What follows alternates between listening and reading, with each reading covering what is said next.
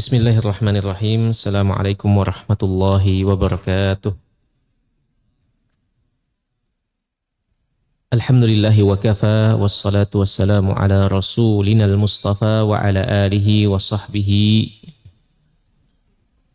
al-atqiya wal asfiya, amma ba'd. Allahumma inna nas'aluka ilman nafi'a wa rizqan tayyiba wa amalan mutaqabbala wa na'udzu bika min ilmin la yanfa' wa min qalbin la yakhsha wa min da'watin la yustajabu laha, amin ya rabbal alamin. Hadirin dan hadirat jamaah Masjid Baitur Rahman yang semoga senantiasa dicurahkan rahmat, taufik dan afiyah oleh Allah Jalla fi'ulah, kita dipertemukan dan dimudahkan untuk berkumpul kembali dalam kajian kitab Al-Adab Al-Mufrad, buah karya Imam Abu Abdillah Al-Bukhari rahimahullahu ta'ala, di mana saat ini atau malam ini kita akan memasuki pembahasan terkait bab yang ke-104. Artinya kurang lebih sudah 103 bab kita lalui. Semoga Allah tabaraka wa ta'ala memudahkan langkah kita untuk mempelajari bab demi bab yang ditinggalkan dan diwariskan oleh Imam Bukhari melalui buah karyanya ini, sehingga kita menjadi seorang muslim dan muslimah yang menghiasi diri masing-masing dengan adab dan akhlak islami. Hadirin dan hadirat sekalian, bab yang ke-104 adalah bab yang diberi judul oleh Imam Bukhari rahimahullahu ta'ala dengan judul Babun Al-Abdu Ra'in, yang jika Bapak dan Ibu buka, bagi yang pegang bukunya, itu di halaman 218, bab 104, budak adalah pemimpin. Tetapi di sini Bapak dan Ibu yang dirahmati Allah, Ra'in di sini lebih ke makna orang yang memikul tanggung jawab.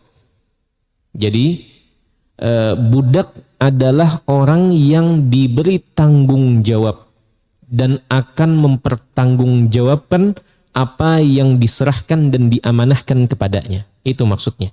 Baik, kita bawakan atau kita bacakan terlebih dahulu hadis yang diletakkan atau dicantumkan oleh Imam Bukhari rahimahullahu ta'ala. Seperti biasa kita bacakan hadisnya, kemudian kita bacakan terjemahannya.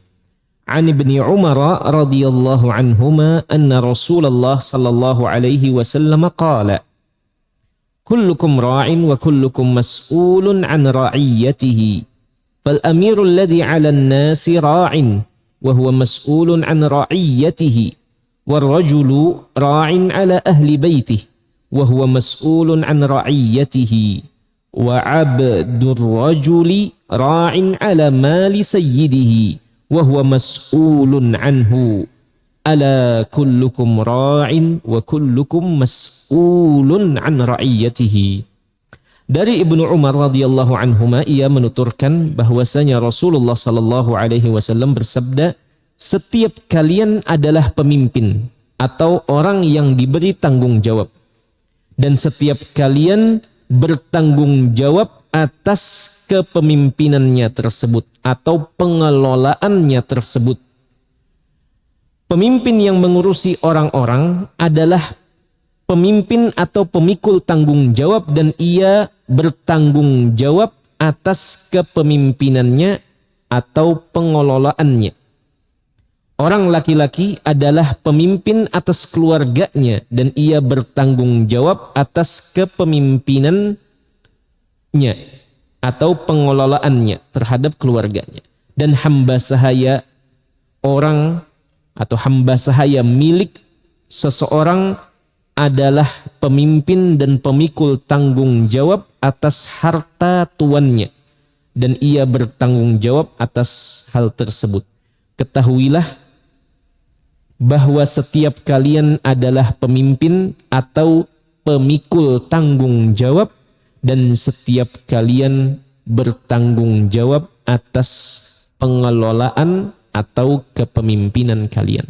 Hadirin sekalian yang dirahmati Allah, ini adalah hadis yang sahih, dikeluarkan oleh Imam Bukhari rahimahullahu ta'ala dan Imam Muslim di dalam dua kitab sahihnya. Maka kita ambil beberapa faidah, beberapa pelajaran yang dapat diambil dari hadis pertama yang diletakkan oleh Imam Bukhari rahimahullahu taala. Pada hadis ini jemaah sekalian yang dirahmati Allah, berisi peringatan dari Nabi sallallahu alaihi wasallam kepada masing-masing dari kita, bahwasanya masing-masing dari kita, kami dan pian seberataan antum semua adalah orang-orang yang memikul tanggung jawab dan kewajiban. Entah itu tanggung jawab dalam skala kecil atau tanggung jawab dalam skala yang lebih besar. Masing-masing akan bertanggung jawab terhadap pengelolaan dan kepemimpinan tersebut. Seorang suami menjadi pemimpin dan pemikul tanggung jawab dalam skala rumah tangganya. Istri juga demikian. Dia pemikul tanggung jawab dalam skala area rumahnya dan apa saja yang terkait dengan pengurusan anak-anak suaminya. Demikian pula seorang budak yang dipandang sebelah mata di masa lampau. Budak pun juga demikian. Dia dikatakan ra'in, pemikul tanggung jawab. Dia punya tanggung jawab. Dia punya kepemimpinan dalam skala apa? Dalam pengelolaan harta majikannya. Dalam pengelolaan harta tuannya. Dan dia akan ditanya tentang hal tersebut. Hadirin sekalian yang dirahmati Allah, faedah pertama yang dapat kita petik adalah maksud dari perkataan Nabi Shallallahu Alaihi Wasallam bahwasanya masing-masing dari kita memiliki tanggung jawab dan kewajiban untuk ditunaikan dan akan ditanya tentang hal itu. Maksudnya di sini adalah berisi anjuran dan perintah dari beliau agar masing-masing dari kita, dari umat beliau, menjalankan tugas masing-masing. Menjalankan tugas masing-masing dengan cara mengelola dengan baik apa yang diamanatkan oleh Allah kepada kita. Maka seorang kepala rumah tangga, seorang suami bertanggung jawab terhadap anak dan istrinya. Dia bertanggung jawab terhadap bagaimana istrinya berpakaian, bagaimana istrinya bertutur kata. Apakah lebih sering bertutur kata yang mendatangkan murka Allah atau justru banyak mendatangkan kata-kata yang di situ diridhai Allah? Lebih banyak mengaji Al-Qur'anul Karim, lebih banyak bertutur kata yang baik, lebih banyak melantunkan zikir dan istighfar, doa kepada Allah, ataukah justru sebaliknya? Istrinya lebih banyak menggibah, menggosip dan seterusnya. Maka ini juga menjadi tanggung jawab Anda, tanggung jawab seorang suami. Ia harus memperhatikan bagaimana orang rumahnya. Ketika antum sudah mengambil tanggung jawab sebagai seorang suami, maka di saat itu juga ikut kepada antum, kepada pian seberataan tanggung jawab dalam mendidik dan mengurus serta mengelola istri pian seberataan. Demikian pula anak-anak kita. Seorang suami, seorang ayah memiliki tanggung jawab yang besar kepada Allah Tabaraka Ta'ala dan akan ditanya nanti bagaimana dia mengurus dan mengelola tanggung jawab tersebut. Bagaimana dia mendidik putra-putrinya. Apakah dia memperhatikan kebutuhan lahir dan batin dari anak-anaknya atau hanya memperhatikan dan memenuhi kebutuhan luar saja? Hanya memenuhi pakaian, hanya memenuhi makan minumnya, dan hanya memenuhi tempat tinggalnya. Tidak. Tanggung jawab seorang ayah bukan hanya sampai di situ, Bapak dan Ibu yang dirahmati Allah. Tanggung jawab seorang ayah juga berkaitan dengan sisi dalam dari anak tersebut. Dari kebutuhan untuk dididik dengan ajaran dan didikan agama, di situ dibekali dengan keimanan dan nilai-nilai ketauhidan kepada Allah Tabaraka Ta'ala dan seterusnya. Baik, itu tanggung jawab yang ada pada pundak seorang suami sekaligus seorang ayah. Seorang istri juga demikian.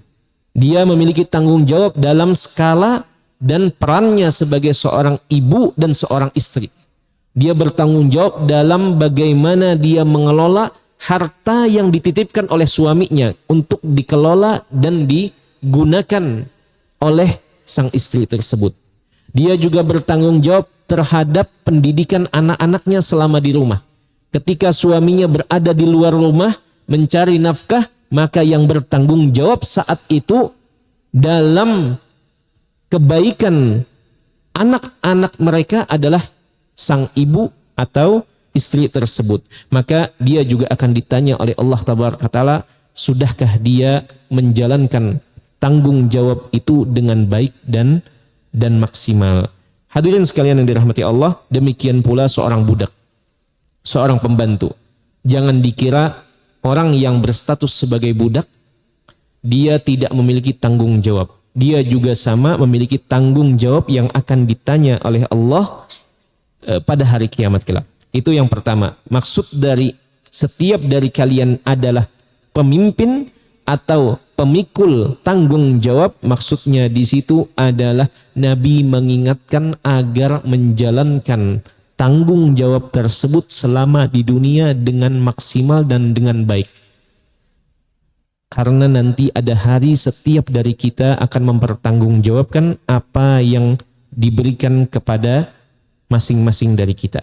Kemudian, faedah yang kedua di sini, para ulama menyebutkan bahwasanya diambil kesimpulan dari hadis dan pesan Nabi ini, bahwasanya setiap orang yang memiliki tanggung jawab maka dia dituntut untuk bersikap adil dalam menjalankan tanggung jawab tersebut serta menempuh sebab-sebab yang mendatangkan kebaikan dari sisi agama ataupun dunia terkait apa yang dipimpinnya tersebut. Apalagi jika tanggung jawab ini adalah berskala yang lebih besar. Berskala lebih besar. Tanggung jawab kita kepada Allah nantinya terkait lingkup yang lebih kecil saja itu berat. Itu berat sekali. Apalagi tanggung jawab yang diperebutkan padahal itu lingkupnya lebih luas, lebih besar, maka di situ akan lebih berat lagi pertanggungjawabannya di hadapan Allah Tabaraka wa Ta'ala. Memang seorang pemimpin yang dapat bersikap adil dan menunaikan dengan penuh tanggung jawab dan amanah akan mendapatkan ganjaran yang luar biasa. Tetapi ingat, di samping ada keuntungan yang besar, di situ juga berpeluang untuk kerugian yang besar kalau tidak dijalankan dengan baik. Apa itu? Dalam sebuah hadis yang sahih dikeluarkan oleh Imam Bukhari dan Muslim, bahwasanya nanti ada 7 golongan yang dia akan mendapatkan naungan oleh Allah Tabaraka Ta'ala di hari tidak ada naungan selainnya. Apa itu? Di antaranya disebutkan imam atau pemimpin yang adil. Itulah amalannya.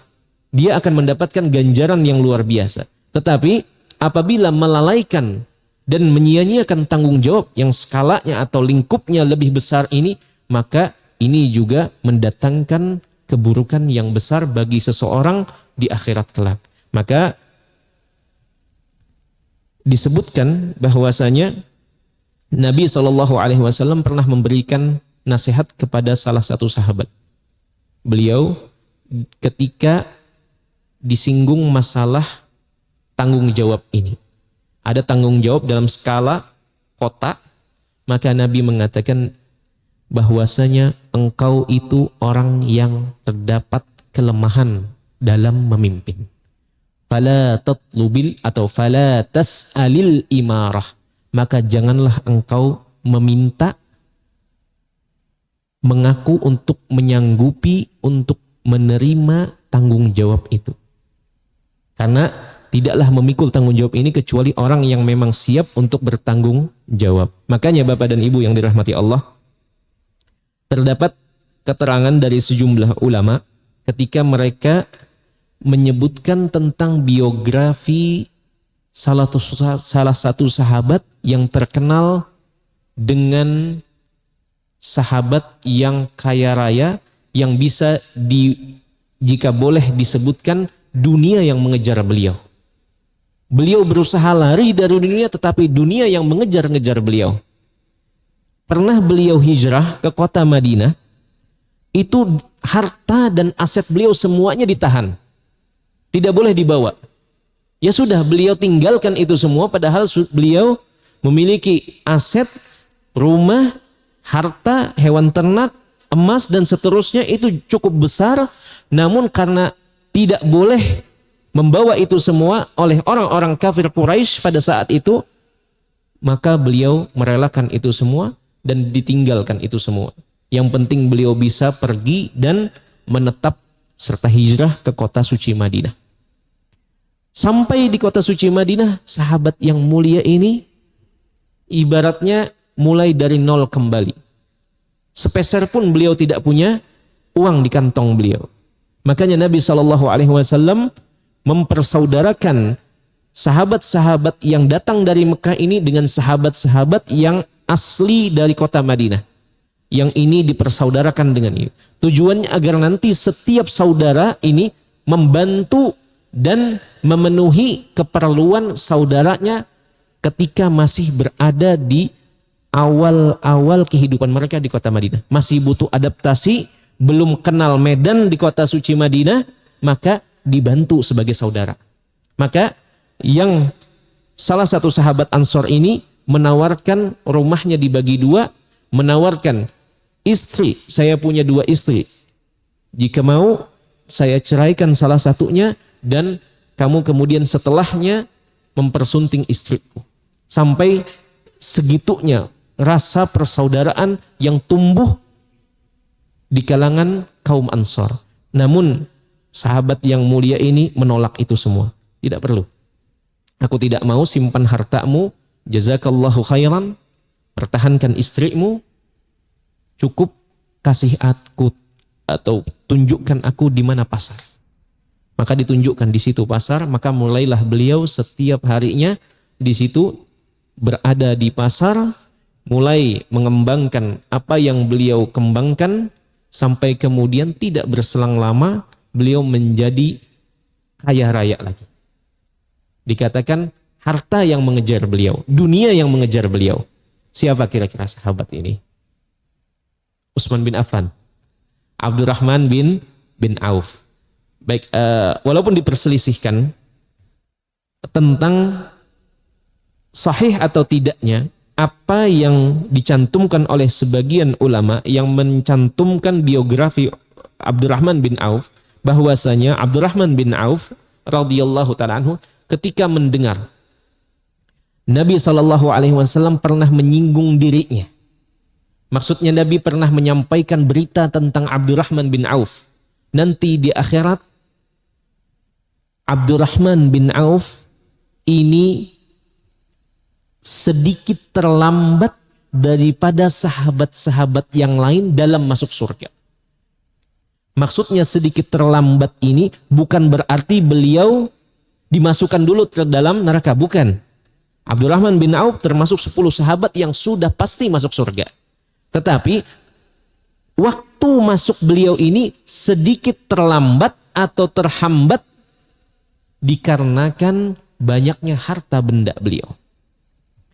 Maka begitu sampai kabar ini kepada Abdurrahman bin Auf, maka Abdurrahman tambah giat lagi untuk menginfakkan hartanya di jalan Allah. Dan sebelum hadis ini, Abdurrahman bin Auf memang sudah terkenal dermawan dan ringan tangan.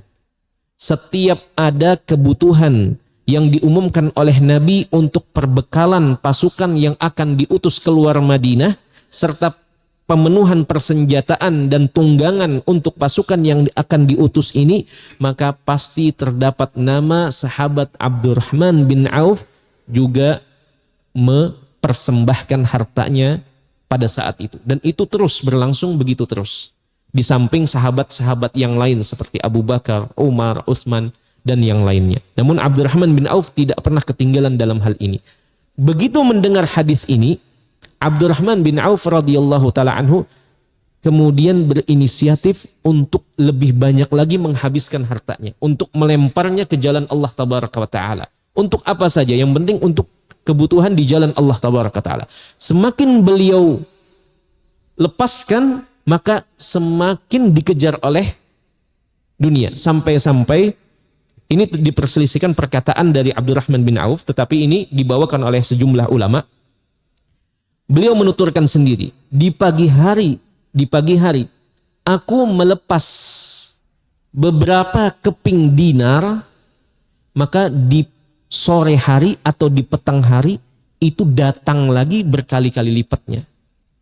Ini saking bisa dikatakan beliau yang dikejar oleh dunia. Nah, beliau berharap ini mengurangi di dunia.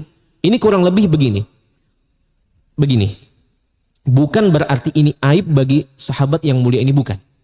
Bukan berarti aib bagi orang yang punya harta berlebih, bukan. Maksudnya begini. Ketika pian biasanya bepergian di bandara. Ini menggunakan pesawat. Di bandara itu biasanya ada proses check-in.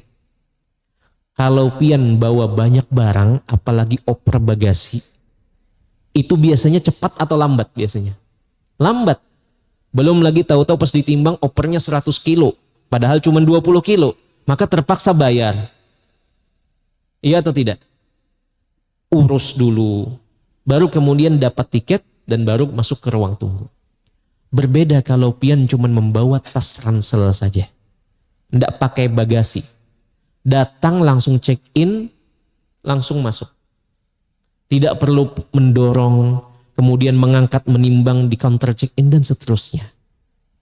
Ini maksudnya. Ini gambarannya. Orang yang punya kelebihan oleh Allah tabaraka taala, kelebihan harta terutama, dia bukan berarti itu aib bagi dirinya. Yang aib adalah memasukkan harta itu ke dalam hati. Orang yang dilebihkan oleh Allah itu adalah karunia dari Allah. Silahkan dia menikmatinya dalam hal-hal yang tidak dimurkai oleh Allah, dan silahkan dia mempergunakan di jalan Allah tabaraka ta'ala.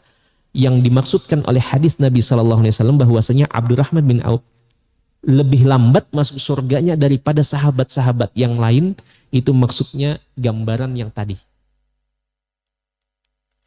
Akan ditanya semakin banyak barang, maka akan semakin banyak yang ditanya. Begitu maksudnya kurang lebih. Tetapi tetap akan masuk ke dalam surga Allah tabaraka ta'ala. Tetapi yang lebih cepat prosesnya adalah yang tidak banyak.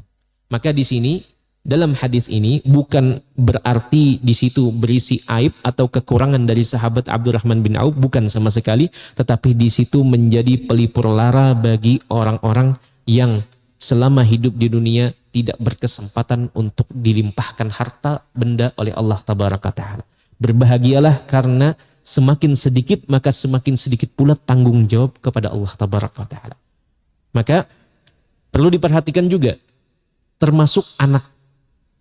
Mungkin kita bersedih setelah sekian tahun, 10 tahun, 20 tahun dari pernikahan kita belum kunjung juga buah hati yang dinanti-nanti.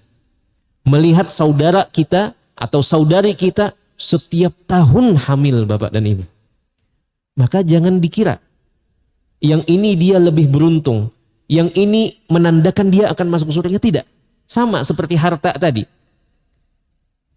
Sebagai pelipur lara bagi pasangan yang belum dikaruniai anak, maka hisab, persidangan dan pertanggungjawaban akan lebih singkat daripada orang yang punya banyak anak dan anak-anak tersebut tidak diurus atau tidak dididik dengan benar.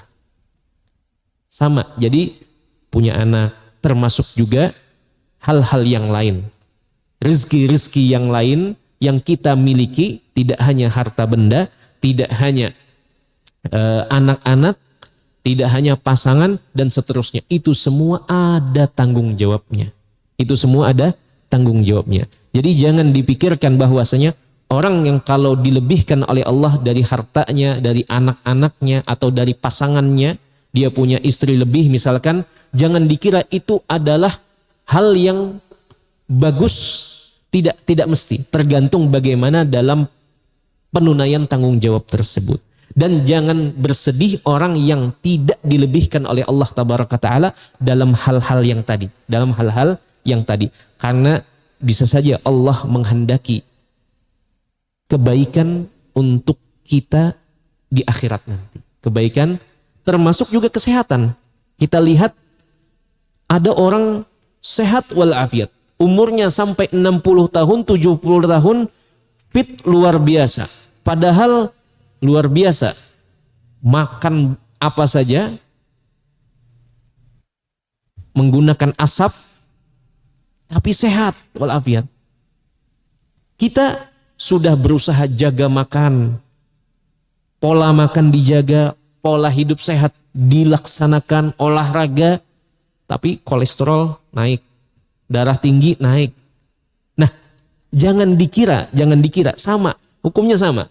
Yang disehatkan oleh Allah terus-menerus walaupun itu juga ada tanggung jawabnya. Itu juga akan ada pertanyaan dari Allah Tabaraka wa Ta'ala.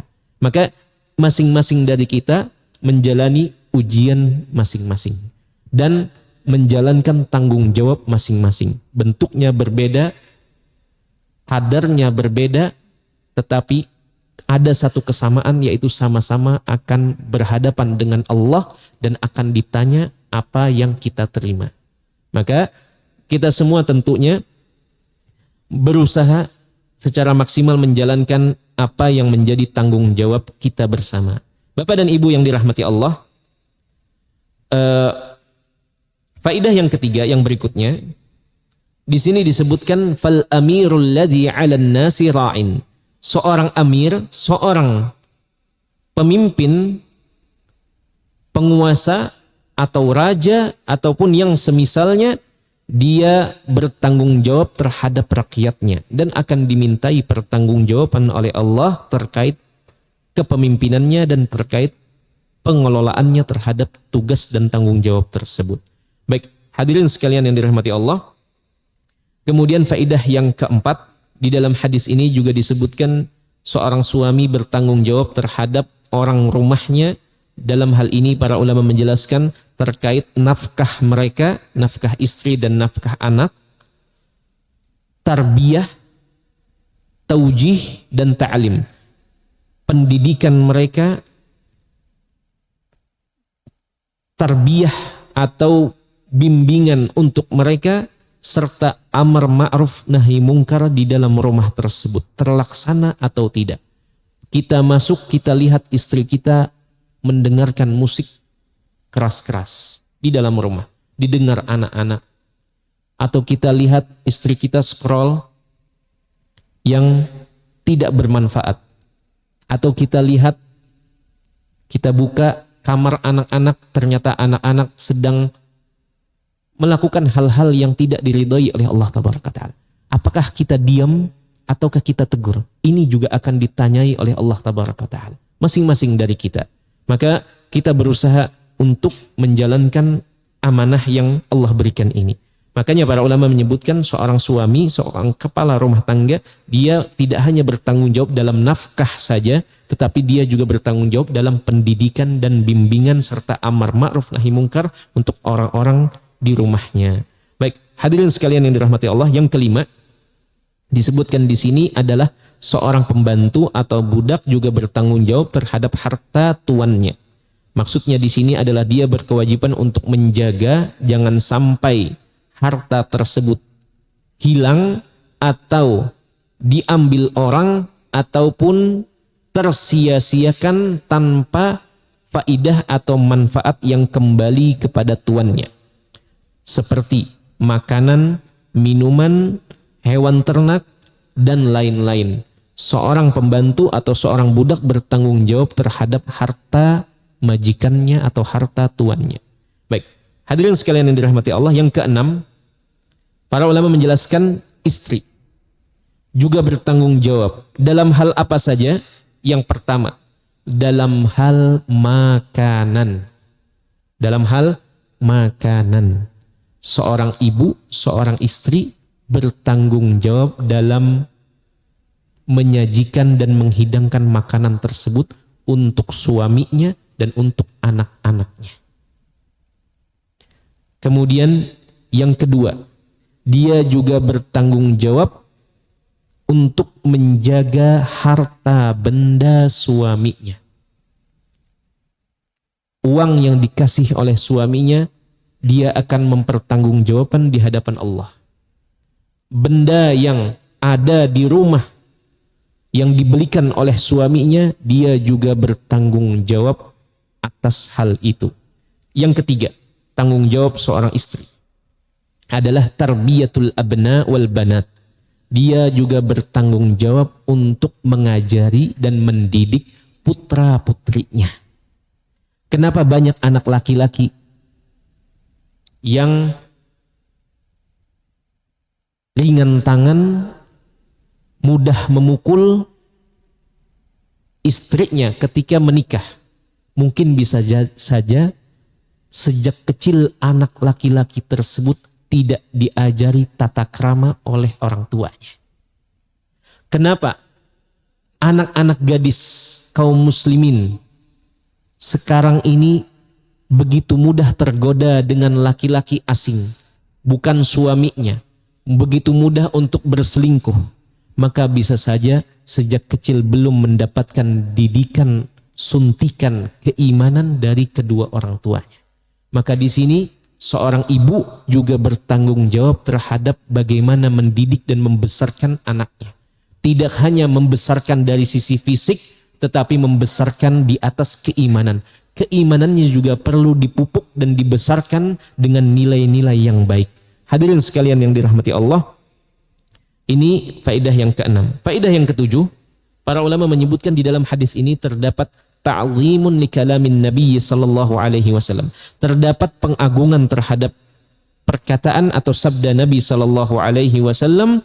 Hal ini berdasarkan redaksi sami'tu haula anin Nabi sallallahu alaihi wasallam. Aku mendengar mereka ini menyampaikan, dan apa yang mereka sampaikan ini bukan berasal dari kantong mereka, tetapi berasal dari Nabi sallallahu alaihi wasallam. Maka ini menunjukkan bahwasanya orang-orang pada saat itu benar-benar memperhatikan apakah yang diucapkan ini memang berasal dari Nabi sallallahu alaihi wasallam ataukah bukan. Maka mereka meneliti terlebih dahulu apakah ini adalah hadis atau bukan. Ini menunjukkan perhatian mereka yang besar terhadap ucapan-ucapan Nabi sallallahu alaihi wasallam. Baik, kita lanjutkan kepada hadis yang berikutnya. Hadis yang kedua di halaman 219.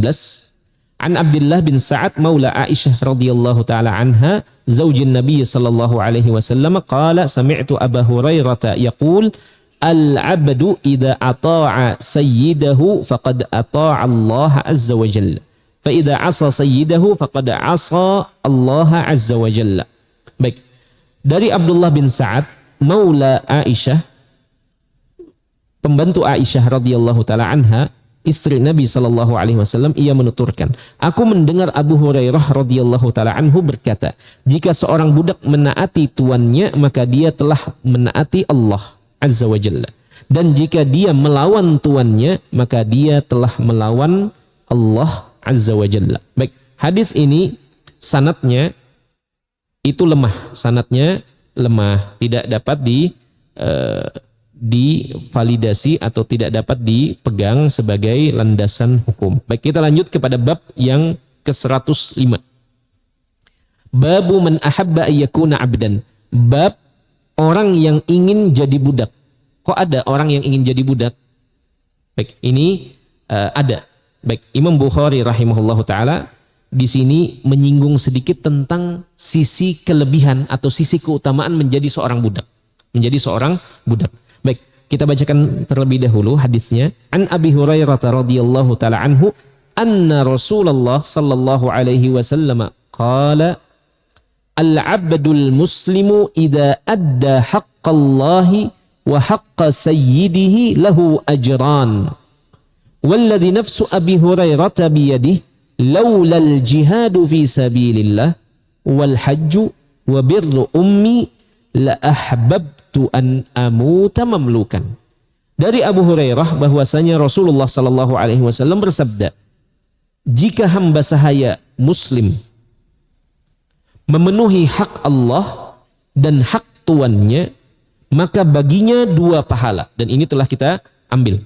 Demi Rabb yang jiwa Abu Hurairah berada di tangannya. Ini perkataan Abu Hurairah setelah membawakan hadis Nabi tadi. Kalau sekiranya bukan karena mau berjuang di jalan Allah dan menunaikan ibadah haji serta berbakti kepada ibuku, niscaya aku lebih senang mati dalam keadaan menjadi hamba sahaya. Menjadi hamba sahaya. Baik, hadis ini adalah hadis yang sahih karena dikeluarkan oleh Imam Bukhari dan Muslim di dalam 2 kitab sahihnya. Baik, hadirin sekalian yang dirahmati Allah, kita ambil beberapa faedah dari hadis yang dibawakan oleh Abu Hurairah, kemudian ucapan Abu Hurairah itu sendiri, di mana hadis dari Nabi itu bunyinya, seorang budak muslim apabila dia menunaikan hak Allah dan hak tuannya, maka dia mendapatkan 2 pahala di situ. Pahala menunaikan hak Allah dan pahala menunaikan hak tuannya. 2 pahala di situ. Ini titik selesai hadis dari Nabi SAW. Kemudian Abu Hurairah mengemukakan pendapatnya dan harapannya. Apa itu? Beliau mengatakan, demi Allah yang jiwa Abu Hurairah berada di dalam genggaman tangannya, kalaulah bukan karena jihad di jalan Allah, bukan karena haji, bukan karena ingin berbakti kepada ibuku, maka aku lebih suka apabila aku meninggal dalam keadaan menjadi seorang budak. Kok ada orang yang merdeka berharap ingin menjadi budak? Apa sisi keutamaan dari seorang budak? Baik, apa kira-kira? Kalau budak itu tidak bebas, Bapak dan Ibu. Ingin bebas harus menebus dan membayar tebusan untuk diri sendiri. Sekian nominalnya, sekian yang ditetapkan atau ditentukan oleh tuan atau majikan. Kalau budak ini punya harta, maka hartanya ini dianggap menjadi harta tuannya. Ingin kemana harus lewat persetujuan majikan atau tuannya. Artinya tidak bebas seorang budak di masa itu, di masa lampau. Tetapi di sini Abu Hurairah radhiyallahu ta'ala anhu memiliki harapan, kalaulah bukan karena 3 amalan ini, karena jihad di jalan Allah, karena karena haji dan karena berbakti kepada ibunya, maka kalau tidak ada 3 amalan ini, maka Abu Hurairah lebih memilih untuk menjadi seorang budak. Baik, pertanyaannya, Abu Hurairah pernah menjadi budak atau tidak? Baik, kita ganti sedikit. Bilal pernah menjadi budak atau tidak? Pernah jadi budak. Setelah itu jadi bebas dan merdeka. Kita kembali ke pertanyaan tadi. Abu Hurairah di sini, beliau pernah merasakan hidup sebagai budak atau belum pernah sama sekali? Apa kira-kira jawabannya?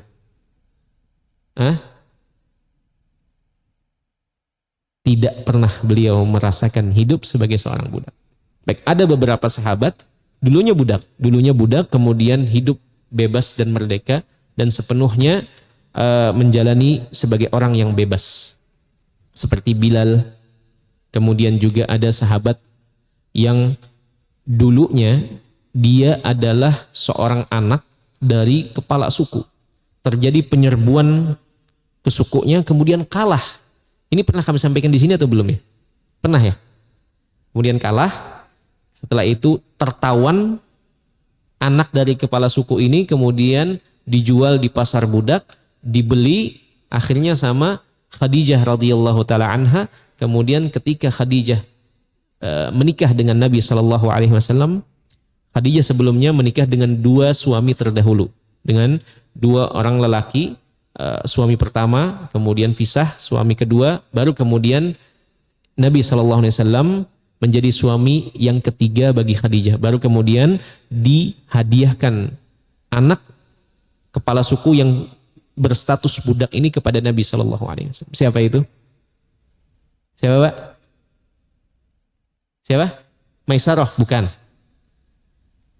Ini dia punya cerita ketika Nabi hijrah ke Madinah, bapak dan kakaknya yang dulunya kepala suku setelah bisa kembali mungkin memulihkan kondisi kampung dan sukunya, kemudian menjadi bagus lagi.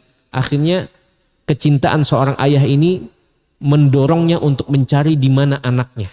Dia tahu anaknya telah berstatus sebagai budak karena ditawan dan dijual akhirnya. Dia mencari-cari, ternyata ada orang di kampungnya yang pada waktu itu pergi haji. Ini haji dalam tanda kutip sebelum haji Islam. Haji ala orang-orang Quraisy pada saat itu.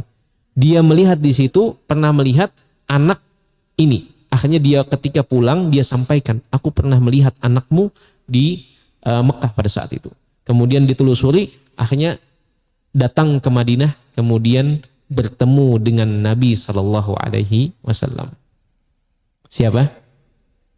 Zaid bin Harithah. Itu sampai bapaknya mohon pulang dalam keadaan sebagai orang yang merdeka. Tetapi kemudian apa yang dia pilih? Tidak mau dia pulang. Gak mau dia bertemu dengan bapaknya, berkumpul dengan ibunya, bertemu dengan saudara-saudaranya, tidak mau. Lebih memilih sebagai budak di sisi Nabi SAW. Maka Nabi SAW melihat kesungguhan Zaid bin Harithah, maka kemudian Nabi mengangkat beliau sebagai anaknya. Istilah sekarang sebagai anak angkat. Bahkan dinikahkan oleh Nabi SAW. Adzan sekarang.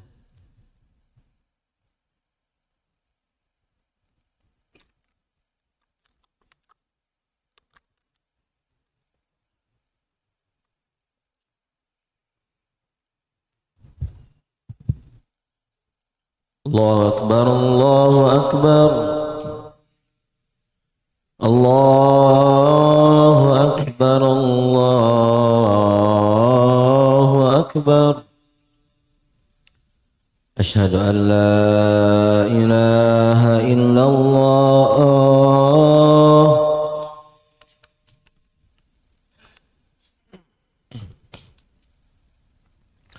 أشهد أن لا إله إلا الله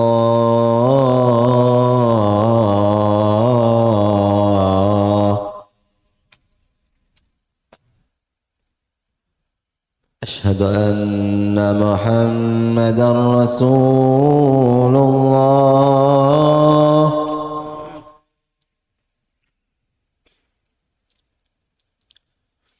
أشهد أن محمدا رسول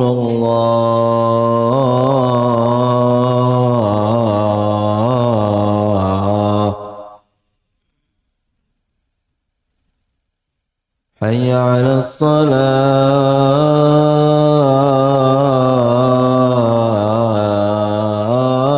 الصلاة حي على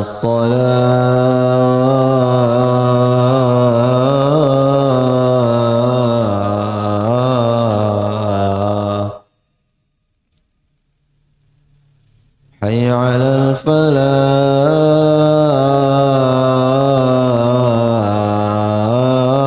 الفلاح حي على الفلاح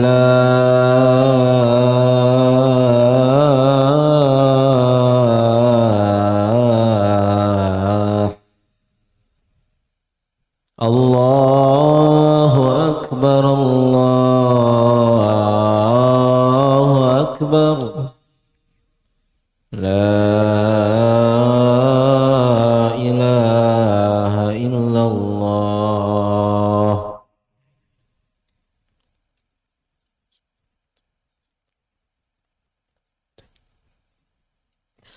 Baik, hadirin dan hadirat sekalian yang dirahmati Allah, biografi dari anak angkat Nabi SAW yang bernama Zaid ini sungguh menarik. Jika antum atau pian tertarik, silahkan buka kembali buku-buku yang mengulas tentang biografi sejumlah sahabat Nabi SAW. Sungguh menarik. Banyak hikmah, pelajaran berharga dari biografi sejumlah sahabat Nabi SAW. Di antaranya adalah Zaid ini. Zaid ini setelah dijadikan anak oleh Nabi SAW, kemudian ketika sudah tiba waktunya untuk dia berumah tangga, maka Nabi SAW carikan dan nikahkan dengan seorang wanita. Tetapi bisa dikatakan kurang sepadan. Wanita ini dia memiliki garis keturunan yang baik. Kemudian Zaid ini walaupun dulunya dia adalah anak kepala suku, tetapi dia pernah hidup sebagai seorang budak. Maka ketika dinikahkan dan mulai hidup berumah tangga, maka sering terjadi kesalahpahaman atau ketidakcocokan. Karena itu tadi kurang sepadan atau sekufu menurut sang istri. Maka akhirnya Zaid radhiyallahu taala anhu datang kepada Nabi sallallahu alaihi wasallam mengadukan kondisi rumah tangga. Beberapa kali coba diperbaiki, beberapa kali coba didamaikan, sampai akhirnya terpaksa berpisah. Dan kejadian ini disebutkan di dalam Al-Qur'anul Karim. Kemudian setelah itu mantan dari istri anak angkat ini itu boleh dinikahi atau tidak? Boleh atau tidak? Pada masa itu orang masih belum tahu. Boleh atau tidak? Apakah status anak angkat ini sama seperti anak kandung? Artinya istri dari anak kita tidak boleh kita untuk menikahinya selamanya karena dia telah menjadi istri dari anak kita. Maka kemudian turun perintah Allah untuk menikahi mantan istri dari anak angkat, untuk menegaskan dan menjelaskan hukum bahwasanya anak angkat tidak sama dengan anak kandung. Maka di situ turunlah perintah Allah terhadap Nabi SAW untuk melamar dan menikahi mantan istri dari anak angkat beliau tadi. Siapa nama istrinya? Zainab binti, ada dua istri Nabi yang bernama Zainab itu, ada Zainab binti Khuzaimah, ada Zainab binti Jahash. Siapa yang kira-kira?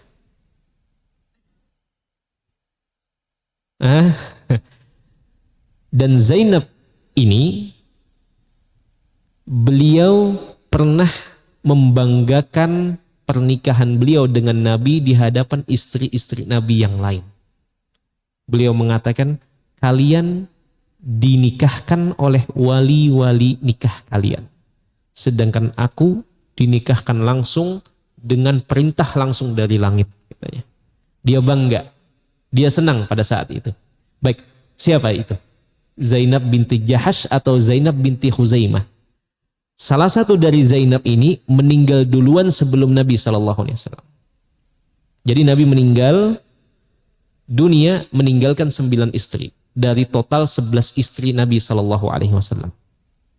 Artinya 2 orang istri beliau meninggal terlebih dahulu dari Nabi SAW. Yang pertama jelas siapa? Aisyah lah, Khadijah radhiyallahu taala anha, dan Nabi tidak menduakan Khadijah ketika masih berumah tangga dengan Khadijah. Cinta pertama Nabi SAW. Darinya, dari rahimnya keluar anak-anak beliau semuanya kecuali 1 orang, kecuali Ibrahim. Ibrahim dari yang lain. Baik. Kemudian 1 lagi namanya Zainab binti Khuzaimah, meninggal duluan sebelum Nabi SAW. Yang tadi siapa? Zainab binti Jahash. Nah, hadirin sekalian yang dirahmati Allah, ini sekilas tentang biografi para sahabat itu yang jika kita baca, kita pelajari, kita simak, akan mendatangkan banyak sekali hikmah, pelajaran hidup, hal-hal yang berharga menjadi inspirasi kita atau motivasi kita. Bagaimana perjuangan masing-masing para sahabat Nabi Shallallahu Alaihi Wasallam dalam kehidupan mereka. Ada yang mengadu kepada Nabi tentang kekurangan harta, ada yang mengadu masalah rumah tangga, ada yang mengadu masalah ibunya. Siapa yang mengadukan masalah ibunya? Siapa? Abu Hurairah ini. Abu Hurairah pernah mengadu kepada Nabi Shallallahu Alaihi Wasallam ibunya. Juga Sa'ad bin Abi Waqqas mengadukan tentang ibunya. Artinya semua permasalahan dari berbagai sisi dan aspek kehidupan itu ada dalam sejarah hidup Nabi SAW dan para sahabat. Pasti ada. Apa saja contohnya pasti ada. Pasti ditemukan. Cuman masalahnya kita belum membuka dan menyibak itu. Padahal banyak sekali di situ contoh sekaligus pelajaran dan inspirasi, motivasi bagi kita semua untuk tinggal mengikuti bagaimana solusinya. Baik, Abu Hurairah radhiyallahu taala anhu, beliau mengemukakan bahwasanya kalau bukan karena tiga hal ini yang paling berharga menurut Abu Hurairah, maka beliau lebih memilih untuk hidup sebagai seorang budak. Kenapa? Karena di dalam hadis Nabi yang didengar oleh Abu Hurairah tadi, orang yang berstatus sebagai budak, kemudian dia menjadi budak yang saleh, maka dia akan mendapatkan dua pahala besar.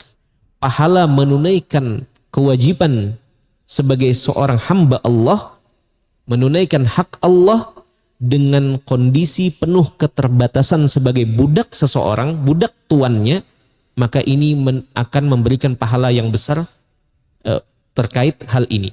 Kemudian ketika dia menunaikan tanggung jawabnya kepada tuannya, maka ini juga diganjar dan diberikan oleh Allah pahala yang berbeda dengan pahala yang pertama.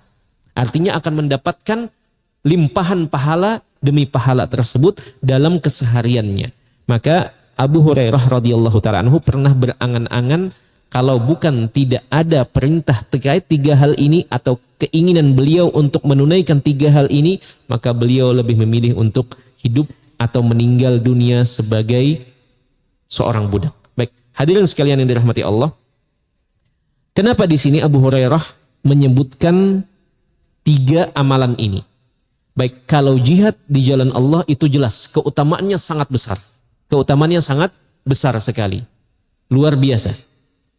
Tidak hanya di alam barzakh, tetapi nanti di alam akhirat, orang yang berjuang di jalan Allah kemudian menemui mati syahidnya di jalan Allah mendapatkan keuntungan-keuntungan yang membuat sebagian besar kaum muslimin iri terhadap orang-orang yang mati syahid ini, orang-orang syuhada ini.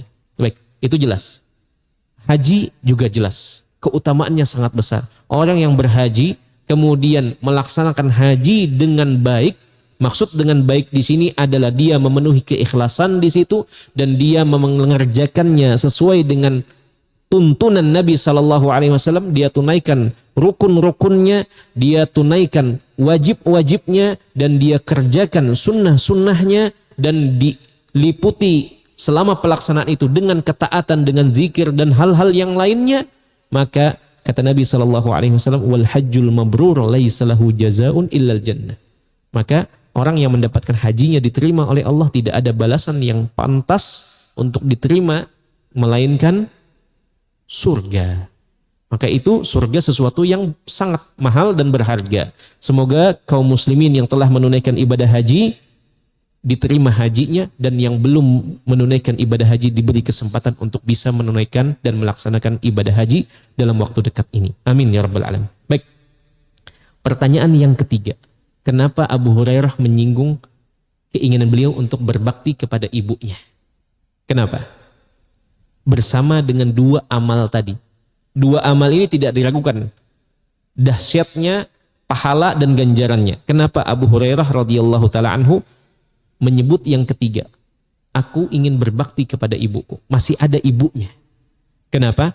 Karena amal berupa berbakti kepada orang tua, terutama ketika orang tua sudah tua memasuki usia senja, itu sangat besar pahala dan ganjarannya. Dan itu sudah kita ambil pada bab-bab yang terdahulu.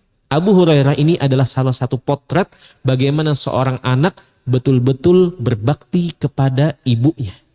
Karena Abu Hurairah tidak memiliki ayah lagi. Yang tersisa adalah ibunya.